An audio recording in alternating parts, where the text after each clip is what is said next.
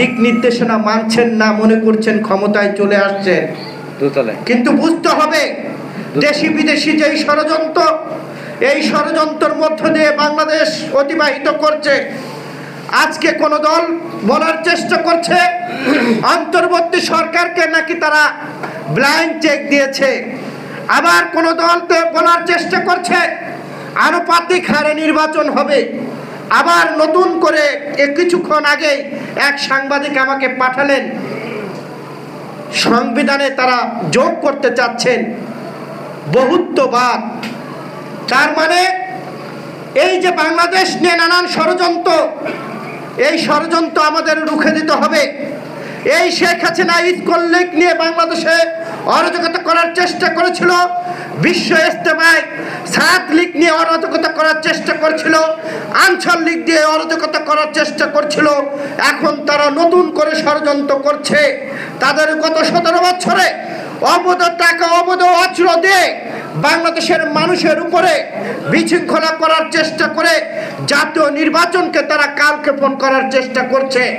আমরা বলতে চাই 5ই আগস্ট যেভাবে আমরা ষড়যন্ত্র মোকাবেলা করেছি, আমরা আবারও রাজপথে রক্ত দিয়ে ষড়যন্ত্র মোকাবেলা করব। আমি যেই কথাটি বলে আমার বক্তব্য শেষ করতে চাই, আমাদের দেশপ্রেমিক বাবর ভাই দীর্ঘ 17 বছর কারাগার থেকে বের হয়েছে, আমাদের সালাম ভাই কারাগার থেকে বের হয়েছে। যারা দেশের এবং দেশের মাটির জন্য সেই কারাগারে তারা ছিলেন, যারা দেশপ্রেমিক, তারা বেরিয়ে আসার পরে ভারত এখন কাপু কাপু করছে, তারা কাঁপছে ভয়তে কখন যেন কি হয়, যার কারণে তারা এই সীমান্তে উত্তেজনা করার চেষ্টা করছে। আজ ভারতের বিজেপি নেতা শুভেন্দু বলছে যে কোনো সময় নাকি বাংলাদেশ তারা দখল করে নেবে। আমরা বলতে চাই বাঙালি বীরের জাতি, পাকিস্তানকে হটিয়েছি, আপনাদের হটানোর সময় আমাদের বেশি লাগবে না। তার প্রমাণ একজন কৃষক কাঁচি হাতি দিয়ে কিভাবে তাদেরকে প্রতিবাদ জানিয়েছিল, যেটা বিশ্ব মিডিয়াতে সেই ছবি প্রকাশ হয়েছে। গতকালকে আমরা দেখেছি সেই কৃষক আবারও সীমান্ত পাহারা দেওয়ার জন্য তিনি সেখানে দাঁড়িয়েছে।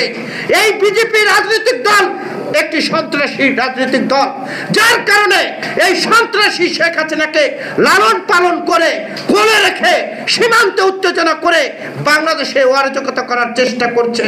জাতীয় নেতৃবৃন্দ আছেন, আপনারা আছেন, সকলকে ঐক্যবদ্ধ থাকতে হবে। যদি ঐক্যবদ্ধ না থাকে এই আওয়ামী লীগ ভারতের প্রেতাত্মারা সীমান্ত উত্তেজিত করে বাংলাদেশে তারা অরাজকতা করার চেষ্টা করবে। আমরা বলতে চাই আওয়ামী লীগের এই শেখ হাসিনার টাকার কিছু বুদ্ধিজীবীরা বলার চেষ্টা করতেন যে ভারত বাংলাদেশের চারপাশে।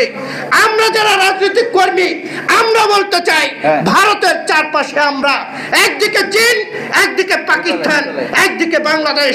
আমরা ভারতের আগ্রাসনকে মেনে নেব না, এটাই হলো বড় কথা। শুভেন্দ্র, আপনাকে চিন্তা করতে হবে। আপনি মমতার আঁচলের তলে নিচে মধুকলা খেয়ে আবার এখন মোদির আঁচলের নিচে গেছেন। আপনি হলো জাতীয় বেঈমান। এই জাতীয় বেঈমানের কথা এদেশের মানুষ, ভারতের মানুষ শোনে না। সকলকে ধন্যবাদ জানিয়ে আমি আমার কথা শেষ করছি। দেখা হবে রাজপথে, কথা হবে স্লোগানে, হয় লাশ নয় ইতিহাস। আল্লাহ হাফেজ।